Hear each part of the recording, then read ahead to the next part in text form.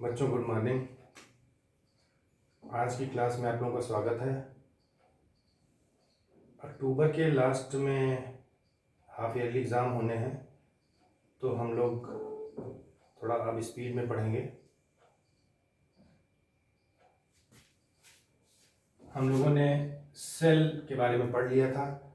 आज हम लोग सेल का सीरीज, पैरेलल और मिक्स्ड कॉम्बिनेशन देखते हैं। ये सेल का संयोजन, सेलों का संयोजन, सेलों को संयोजित करके, सेलों को कंबाइन करके हम लोग बैटरी बनाते हैं। और बैटरी बनाने के पीछे उद्देश्य होता है अधिकतम धारा प्राप्त करना, मैक्सिमम करंट अचीव करना। वोल्टेज भले ही ना बढ़े, वोल्टेज बढ़ना इशू नहीं है, इशू है, टारगेट है करंट का बढ़ना। तो मैक्सिमम करंट पाने के लिए, प्राप्त करने के लिए हम सेलों को कंबाइन करके बैटरी बनाते हैं। और कंबाइन करने के 3 तरीके हैं: श्रेणी क्रम, समांतर क्रम और मिश्रित क्रम। तो सेलों के संयोजन में या कॉम्बिनेशन ऑफ सेल्स में हम लोग 3 कैटेगरी पढ़ रहे हैं: श्रेणी क्रम,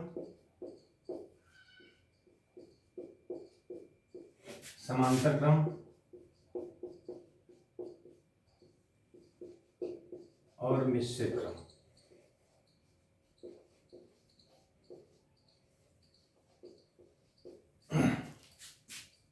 श्रेणी क्रम में सेलों को इस प्रकार जोड़ते हैं कि प्रथम सेल की फर्स्ट प्लेट यानी पॉजिटिव प्लेट बाह्य प्रतिरोध से जुड़ी रहती है, और सेकेंड प्लेट यानी कि ऋणात्मक प्लेट नेक्स्ट सेल के धनात्मक प्लेट से, और सेकेंड सेल की ऋणात्मक प्लेट नेक्स्ट यानी थर्ड सेल के धनात्मक प्लेट से जुड़ी होती है।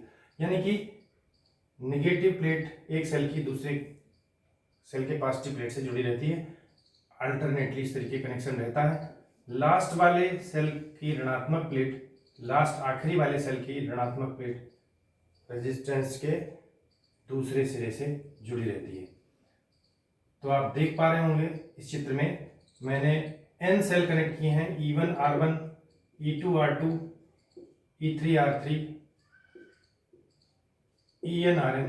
इनके क्रमशः विद्युत वाहक बल E1 E2 E3 En है। R1 R2 R3 Rn इनके आंतरिक प्रतिरोध हैं। आंतरिक प्रतिरोध अगर आप दिखाना चाहो तो इनके साथ में श्रेणी क्रम में आंतरिक प्रतिरोध भी मैं दिखा दे रहा हूं। ये R1 R2 R3 इनके आंतरिक प्रतिरोध हैं सेलों के। अब आप देखिए, ये सभी सेल मिलकर के इस बंद पास में एक ही करंट सर्कुलेट करेंगे, भेजेंगे। यानी कि इस बंद पास में एक ही बंद पास है और इसमें एक ही करंट फ्लो हो पाएगी, और वो ये सारे सेल मिल करके भेज रहे हैं।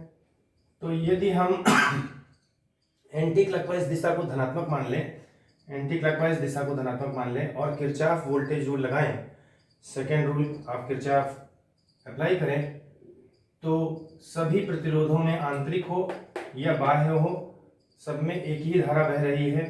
यानी कि समेशन ऑफ ऑल वोल्टेजेस, तो मैं लिख रहा हूं बाय द केवी रूल यानी किरचॉफ वोल्टेज रूल, केवी रूल से I into capital R plus I into R1 plus I into R2, सभी में समान दिशा में धारा बह रही है, इसलिए सबके वोल्टेज जुड़ेंगे। Summation of all voltages I Rn is equal to summation of all EMF connected in this mesh.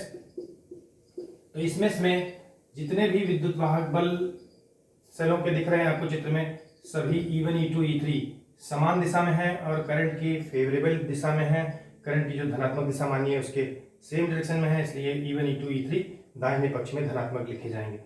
तो E1 E2 E3 इन सबके विद्युत वाहक बल जुड़ जाएंगे, जो कि मैंने राइट साइड में दिखाया है लिख करके। तो summation of all EMF is equal to summation of all voltages. यहाँ पर बाएं पक्ष में I कॉमन है, और कॉमन लेकर के हम लोग इसको ऐसे रीअरेंज करके लिख सकते हैं: E1 plus E2 plus En divided by capital R plus small R1 plus R2 plus dash dash Rn।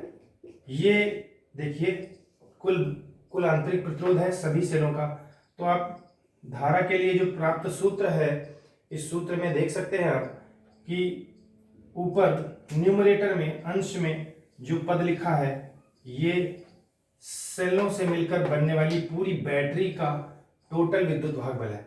जो ऊपर लिखा है ये ई नेट है, कुल विद्युत वाहक बल है, और नीचे जो लिखा है capital R plus small R, ये कुल आंतरिक प्रतिरोध है, ई आर नेट है। तो आप समझ पा रहे होंगे कि श्रेणी क्रम में जब हम सेलों को जोड़ते हैं तो उनके विद्युत वाहक बल जुड़ जाते हैं। यानी कि अगर 2-2 वोल्ट की 5 सेल लगी हों तो टोटल विद्युत वाहक बल पूरी बैटरी का क्या हो जाएगा, 2 + 2 + 2 + 2 5 टाइम्स, यानी कि 10। तो 10 वोल्ट की बैटरी बन जाएगी। धारा प्राप्त कितनी होगी, I = 10 बाह्य प्रतिरोध प्लस टोटल आंतरिक प्रतिरोध। आंतरिक प्रतिरोध भी श्रेणी क्रम में जुड़ते हुए दिख रहा है, ये दिख रहा होगा आपको, श्रेणी क्रम में आंतरिक प्रतिरोध जुड़ गया है। तो अगर इनके प्रतिरोध 1 ओम है, 5 सेल हैं, तो 1 + 1 + 1 5 ओम हो जाएगा। बाकी बाह्य प्रतिरोध की जो भी वैल्यू हो उसके अनुसार धारा का मान आ जाएगा। तो आप समझ पा रहे होंगे कि श्रेणी क्रम में विद्युत वाहक बल डायरेक्ट जुड़ते हैं।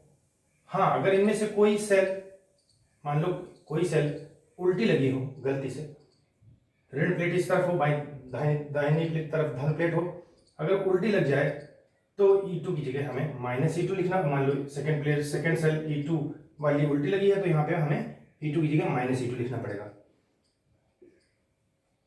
तो क्लियर हो गया श्रेणी क्रम। समांतर क्रम की बात करें, समांतर क्रम में सभी सेलों की धन प्लेट, पॉजिटिव प्लेट एक पॉइंट से, और ऋण प्लेट यानी कि नेगेटिव प्लेट सेकेंड पॉइंट से कनेक्टेड रहती है। मैं दिखा रहा हूं आपको, E1 R1, E2 R2, E3 R3, इस तरीके से EN RN, लास्ट में EN RN। ये N सेल हैं, सबकी फर्स्ट प्लेट यानी कि धनात्मक प्लेट एक बिंदु से, और नेगेटिव प्लेट यानी सेकेंड प्लेट सेकेंड पॉइंट से कनेक्टेड है, और हम इन 2 पॉइंट के बीच में बाह्य प्रतिरोध लगाते हैं। तो अब आप देख रहे होंगे कि अलग अलग ब्रांच से अलग अलग सेल अलग अलग धारा भेजेंगे। I1, मान लो E1 वाली सेल I1 धारा फर्स्ट ब्रांच में भेज रहा है, I2 धारा E2 सेल सेकेंड ब्रांच में भेज रहा है, थर्ड ब्रांच में धारा I3 भेज रहा है, E3 लास्ट वाली ब्रांच में IN। तो ये सभी धाराएं संधि A पर, ये संधि A मान लीजिए, ये संधि B मान लीजिए, तो संधि A पर सभी धाराएं आकर मिल रही हैं, और यहाँ जो धारा बाह्य प्रतिरोध में जा रही है I मान लें अगर, तो वो जो I है वो संधि के नियम से I1 I2 I3 IN का योग होगा। यानी कि एक समीकरण आपको ये मिल गई, I1 + I2 + I3 + dash dash IN = I। एक समीकरण ये प्राप्त हो गई। फिर आप किरचॉफ वोल्टेज रूल लगाओ, बाहरी मेष यानी कि A capital R, B E1 A। तो अगर बाहरी मेष में A capital R, B E1 A, E1 को इंक्लूड करते हुए मेष में बंद पास में केवी रूल लगाएं तो क्या दिखेगा, I1 धारा R1 में बह रही है तो I1 और R1 का गुणनफल प्लस I धारा R में बह रही है तो I × capital R is equal to, अब देखिए दोनों में धारा समान दिशा में है इसलिए दोनों वोल्टेज जुड़ेंगे, इज इक्वल टू इस बंद पास में एक ही EMF है E1, बाहरी वाले बंद पास में लगा रहे हैं, इनको बीच वालों को मत देखिएगा, तो इज इक्वल टू E1। अब आप ध्यान से देखो तो यहां से I1 का मान निकल रहा है, IR को उधर भेजो और R1 से भाग करो तो E1/R1 - IR/R1, ये I1 का मान निकल आया। इसी प्रकार जब बीच वाले सेल मतलब सेकंड वाले सेल को लेते हुए आप बंद पास बनाओगे और किरचॉफ वोल्टेज रूल लगाओगे तो सिमिलरली I2 का मान क्या प्राप्त होगा, E2/R2 - IR/R2। भाई यहाँ पर I2 R2 आ जाएगा, यहाँ E2 आ जाएगा इस इक्वेशन में। तो इसी तरीके I2 का मान निकल आएगा। I1, I2, I3, I4, IN सबके मान इसी तरीके निकालते जाइए और इन सभी मानों को यहाँ पर पुट कर दीजिए इक्वेशन 1 में। तो जब आप I1, I2, I3, IN के मान यहाँ पर पुट करोगे और नेगेटिव वाले पदों को मैं एक स्टेप गोल कर रहा हूँ, छोड़ रहा हूँ, यहाँ पर IR by R1, IR by R2, IR by R3 negative terms हैं। जब I1, I2, I3 के मान यहाँ पर दाहिने पक्ष में लिखोगे और नेगेटिव पदों को बाईं तरफ भेजोगे तो I कॉमन हो जाएगा और I का जो गुणांक होगा उसको हम E वाले पदों के नीचे भेजेंगे। तो यहाँ से वैल्यू पुट करके I का मान निकल आएगा ये E1 by R1 plus E2 by R2 plus dash dash so on upon 1 plus capital R 1 by R1 plus 1 by R2 plus 1 by R3 plus 1 by Rn। तो आप देख रहे हैं यदि मैं 1 upon R1 plus 1 upon R2 plus 1 upon R3 plus 1 अपान Rn को 1 upon R net मान लूं, क्योंकि सेल समांतर क्रम में लगे तो इनके आंतरिक प्रतिरोध भी समांतर क्रम में जुड़ेंगे। और अगर इसको मैं इस पद को मैं 1 अपान R नेट मान लूं या 1 अपान R मान लूं, पूरी बैटरी का टोटल आंतरिक प्रतिरोध 1 अपान R, अगर R मान के 1 अपान R लिखा जाए पैरेलल में, आप पता ही है 1 upon R is equal to 1 upon R1 plus 1 upon R2 plus 1 upon R3 formula लगता है। तो यहाँ पे अगर मैं 1 अपान R लिखूं और लघुत्तम लूं तो स्मॉल r पलट के ऊपर जाएगा और समीकरण ऐसे लिखी जा सकेगी small r E1 by R1 plus E2 by R2 plus dash dash EN by Rn divided by small r plus capital R। अब आप ध्यान से देखो इस सूत्र को, ये सूत्र मिलीमैन साहब ने डिराइव किया था, सिद्ध किया था, इसको मिलीमैन थ्योरम भी कहते हैं। और इस सूत्र से एक बहुत इंपॉर्टेंट बात पता चल रही है कि जो अंश में लिखा है, ये जो अंश में पद लिखा है ये ई नेट है, ये जो अंश में पद लिखा है ये ई नेट है, यानी कि समांतर क्रम में एन सेलों को जोड़ने से जो बैटरी बन रही है उस बैटरी का ये कुल विद्युत वाहक बल है। तो ऊपर जो लिखा है अंश में ये ई नेट है और नीचे लिखा है कुल आंतरिक प्लस कुल बाह्य प्रतिरोध, यानी कि ये आर नेट है। तो आप समझ गए होंगे समांतर क्रम में बैटरी का ईएमएफ यदि निकालना हो तो सूत्र क्या बन रहा है, ई नेट, ये अंश का मान अंश वाला पद मैं यहाँ लिख दे रहा हूँ, E1 by R1 plus E2 by R2 plus E3 by R3 EN by Rn whole divided by, देखिए जो ऊपर R लिखा है गुणे में, यहाँ या तो R लिख लो या इसको हम लोग ऐसे रीअरेंज करके 1/R भी लिख सकते हैं। और 1/R अगर लिखोगे तो 1/R का मान 1/R का मान 1/R1 plus 1/R2 plus 1/R3 लिखा जा सकता है 1/Rn। तो अब आप समझ गए होंगे कि ई नेट का मान बड़ा सिमेट्रिकल टाइप का फॉर्मूला बन रहा है, E1 by R1 plus E2 by R2 plus EN by Rn upon whole upon पूरे के बटे में 1/R1 plus 1/R2 plus 1/R3 plus 1/Rn। तो ये ई नेट का सूत्र है। अगर हम सभी सेलों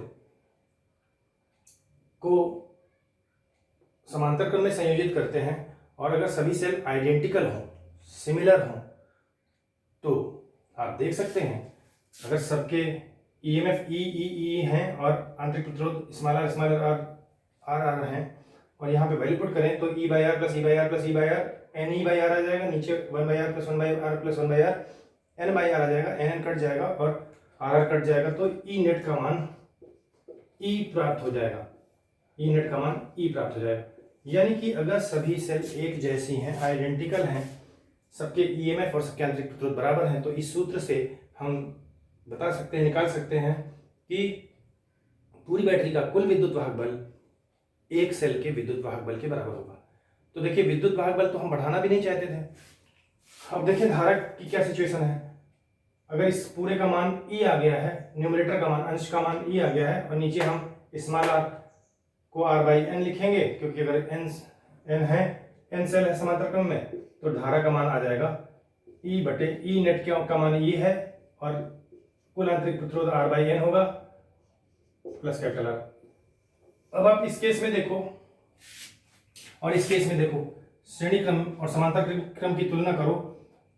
यहाँ कुल विद्युत वाहक बल एन ई बटे कुल आंतरिक प्रतिरोध NR था, R plus R N times जुड़ के ये धारा का मान था। यदि आइडेंटिकल सेल्स हैं तो श्रेणी क्रम में सूत्र NE/NR प्लस R बन रहा है, जबकि समांतर क्रम में E/R/N प्लस R बन रहा है। श्रेणी क्रम में यदि आंतरिक प्रतिरोध बाह्य प्रतिरोध की तुलना में छोटा हो, यदि NR कैपिटल R से बहुत छोटा हो, NR is very very less than capital R, तो हम NR को छोड़ सकते हैं। तो NE/R ये आ जाएगा प्राप्त धारा का सूत्र, और ये सूत्र बता रहा है कि E/R एक सेल द्वारा भेजी गई धारा है और धारा n टाइम्स बढ़ रही है, यानी कि श्रेणी क्रम में सेलों को जोड़ने का फायदा तब मिलता है जबकि सेलों के आंतरिक प्रतिरोध NR का टोटल आंतरिक प्रतिरोध बाह्य प्रतिरोध की तुलना में बहुत छोटे हों। समांतर क्रम में देखिए, यदि आंतरिक प्रतिरोध बाह्य प्रतिरोध की तुलना में छोटा हो जाए और इस पद को हम छोड़ दें तो E/R धारा प्राप्त होगी। ये तो एक सेल की धारा है, तो n सेलों को समांतर क्रम में लगाने का कोई फायदा नहीं होगा। इसलिए हम लोग क्या करते हैं कि समांतर क्रम में सेलों को तब संयोजित करते हैं, तब कंबाइन करते हैं जबकि आंतरिक प्रतिरोध बाह्य की तुलना में बड़ा होगा। यदि R/N कैपिटल R से बड़ा है, यदि R/N आंतरिक प्रतिरोध बाह्य प्रतिरोध से बहुत बड़ा है, तो हम कैपिटल R को छोड़ सकते हैं, और कैपिटल R को छोड़ेंगे तो देखिए n पलट के ऊपर चला जाएगा और धारा n गुना प्राप्त हो जाएगी, NE/R प्राप्त हो जाएगी। E/R एक सेल द्वारा भेजी गई धारा है, n गुना धारा बढ़ गई। तो आप समझ गए होंगे समांतर क्रम में तब जोड़ना चाहिए जब आंतरिक प्रतिरोध बाह्य प्रतिरोध से बड़ा हो सेलों का, और श्रेणी क्रम में तब जोड़ना चाहिए जबकि आंतरिक प्रतिरोध बाह्य प्रतिरोध की तुलना में बहुत छोटा हो। यानी कि दोनों में उल्टा है, श्रेणी क्रम में आंतरिक प्रतिरोध बहुत छोटा होना चाहिए और समांतर क्रम में आंतरिक प्रतिरोध बाह्य प्रतिरोध से बड़ा होना चाहिए। मेरा ख्याल है आपको श्रेणी और समांतर क्रम समझ में आ गया होगा। ये मेलीमैन साहब का सूत्र है, मेलीमैन थ्योरम कहलाता है। इस सूत्र को अच्छे से समझ लीजिएगा, E-नेट का सूत्र अच्छे से समझ लीजिएगा, ये बहुत इंपॉर्टेंट है, काम में आता है न्यूमेरिकल्स में। धन्यवाद। अगले वीडियो में हम लोग मिश्रित क्रम पढ़ेंगे।